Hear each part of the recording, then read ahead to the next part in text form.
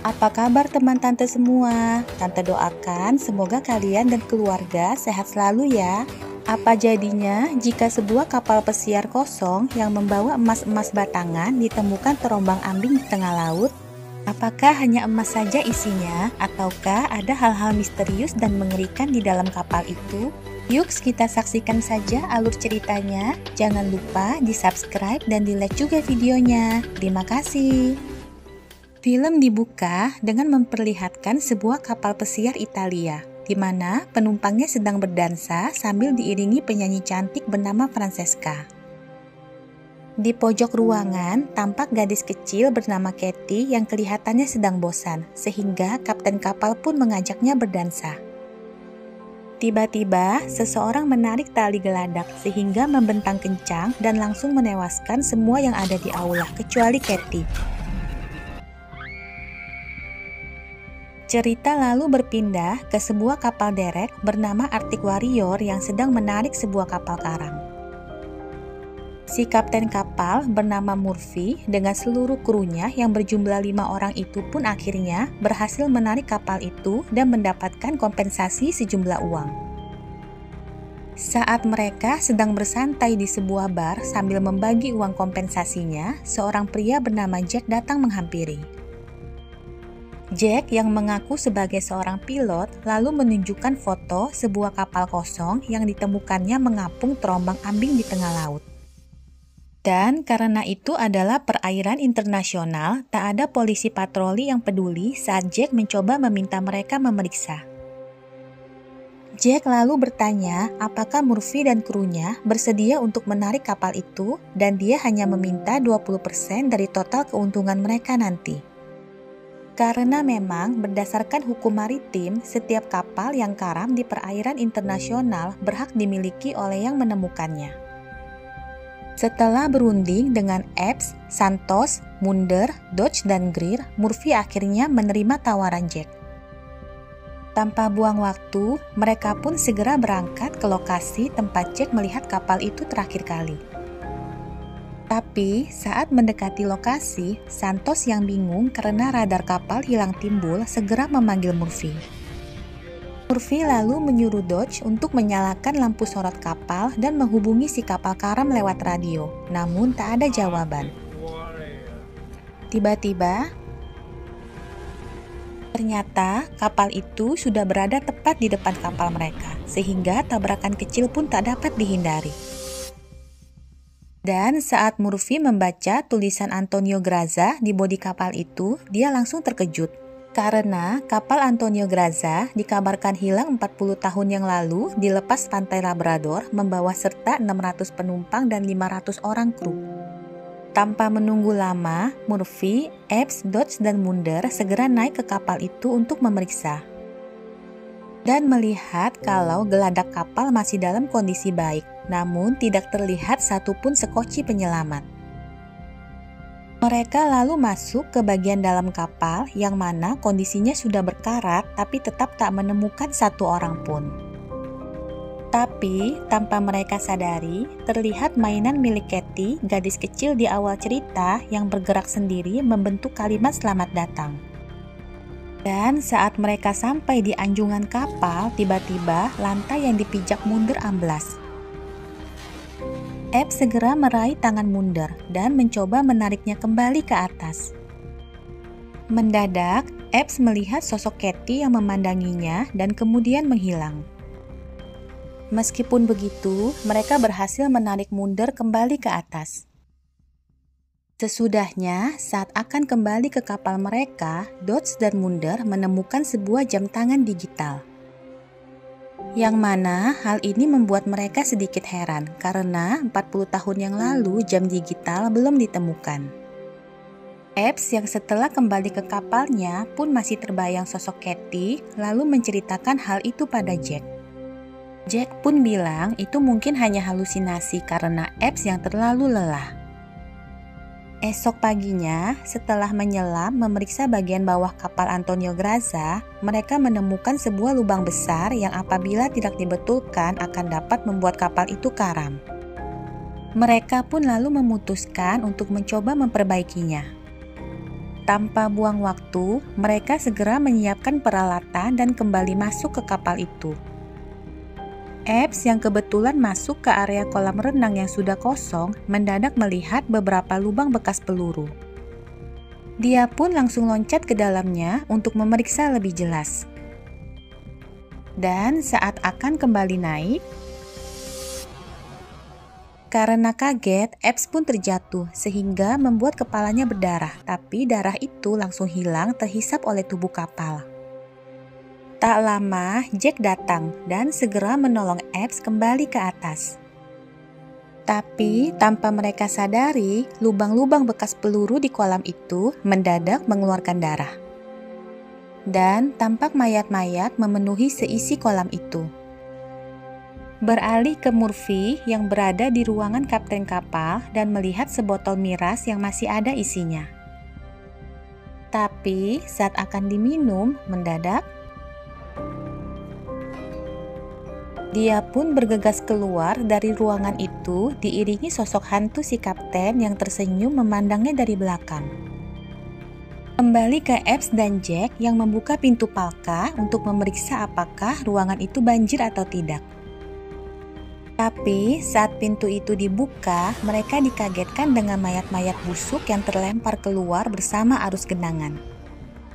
Juga, pintu tempat masuk mereka mendadak tertutup dan terkunci dengan sendirinya. Sehingga membuat mereka yang memutuskan untuk kembali terpaksa mencari jalan lewat ruangan lain. Sementara itu, Greer yang sedang di aula mendadak melihat sebatang rokok yang masih menyala. Greer yang mengira itu milik Epps mencoba mengambilnya, tapi jadi heran kok bisa ada bekas lipstiknya, padahal Epps kan gak pakai lipstik. Sekilas di pojok ruangan tampak hantu Francesca yang sedang mengamatinya. Kembali lagi ke Epps yang mendadak melihat sesuatu bergerak di pojok sebuah ruangan. Dan ketika didekati, ternyata itu adalah tumpukan karung yang terjatuh di atas beberapa kotak kayu. Epps lalu menendang kotak kayu itu hingga terbuka dan kaget begitu melihat isinya yang ternyata adalah tumpukan emas batangan. Tanpa buang waktu, mereka pun segera mencari Murphy untuk melaporkan hal itu. Tapi tiba-tiba Epps mendengar suara memanggilnya dari walkie-talkie yang berbisik dingin. Epps segera menuju dapur yang pastinya lemari pendingin ada di sana dan langsung membukanya. Dia pun masuk ke dalam dengan hati-hati, namun tiba-tiba ternyata itu adalah Dodge dan Munder yang mengerjainya. Epps yang kesal langsung memarahi mereka dan memberitahu tentang mayat-mayat yang mereka temukan juga tentang emas batangan itu.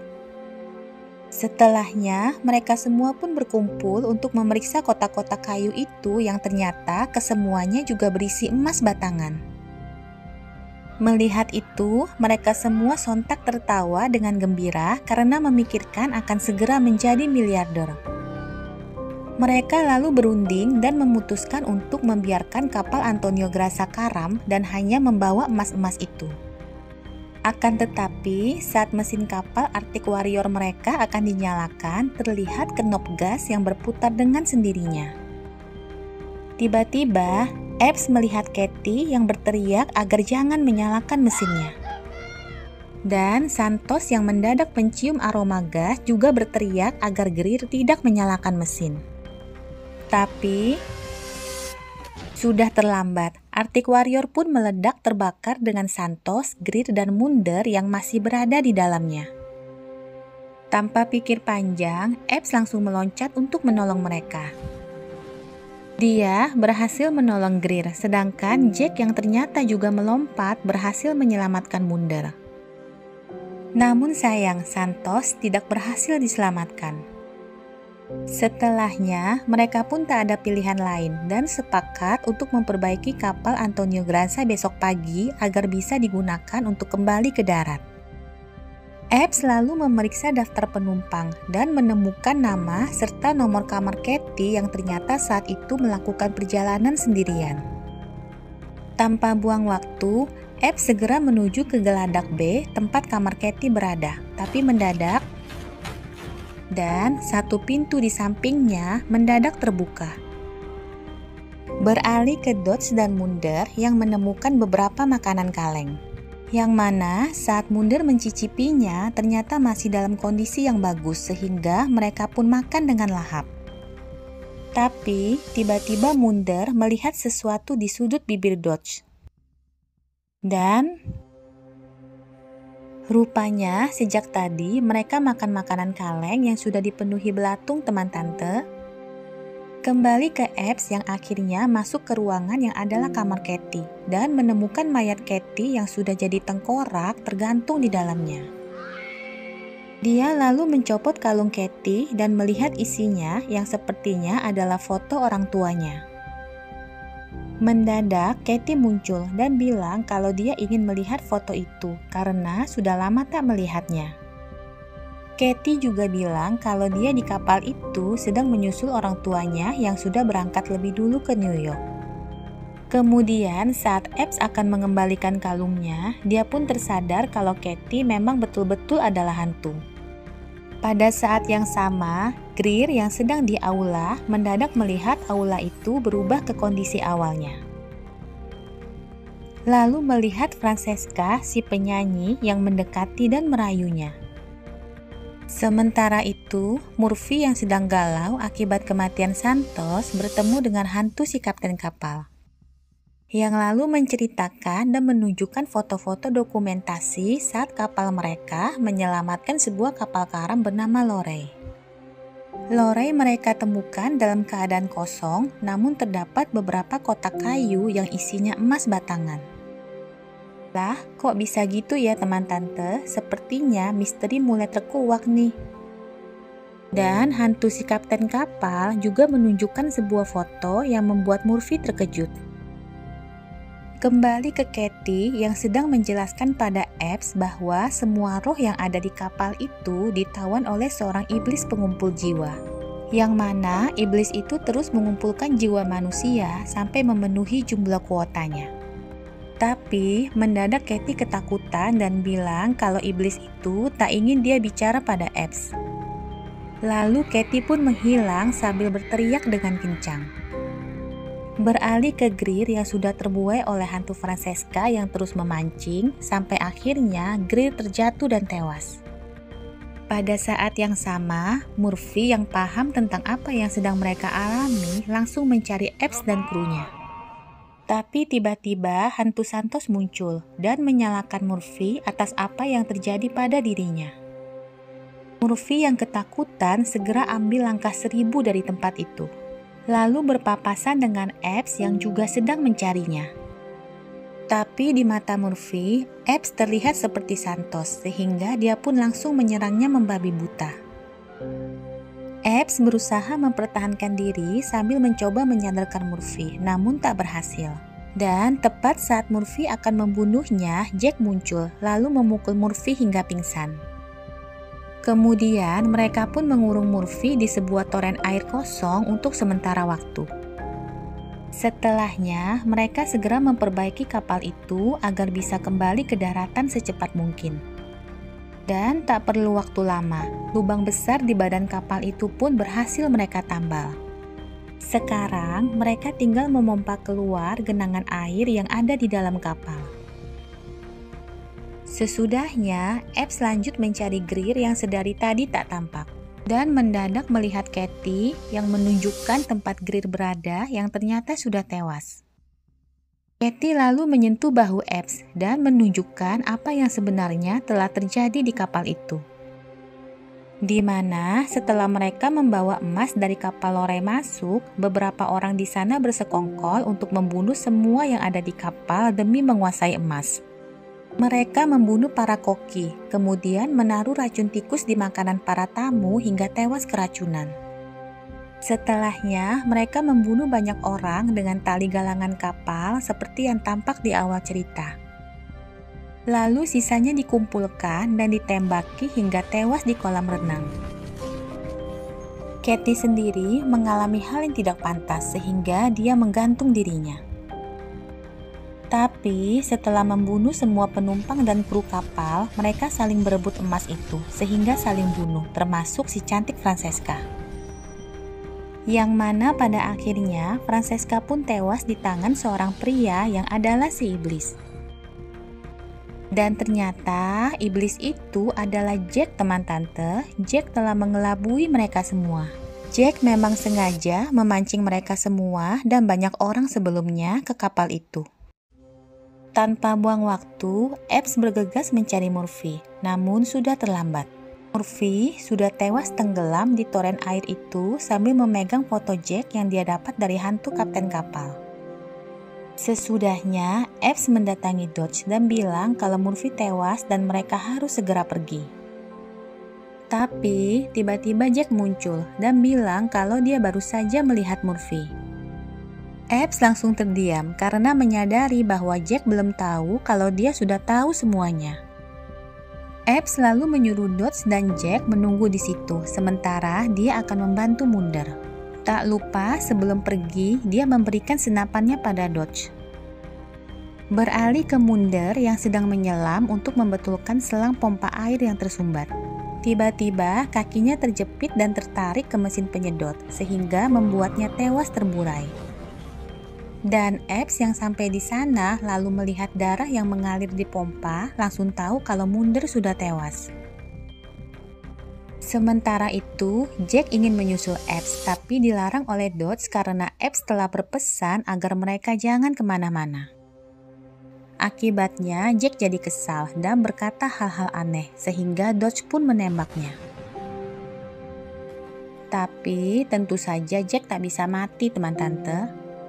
Kembali ke Epps yang sedang memasang bahan peledak yang mereka bawa saat naik ke kapal itu.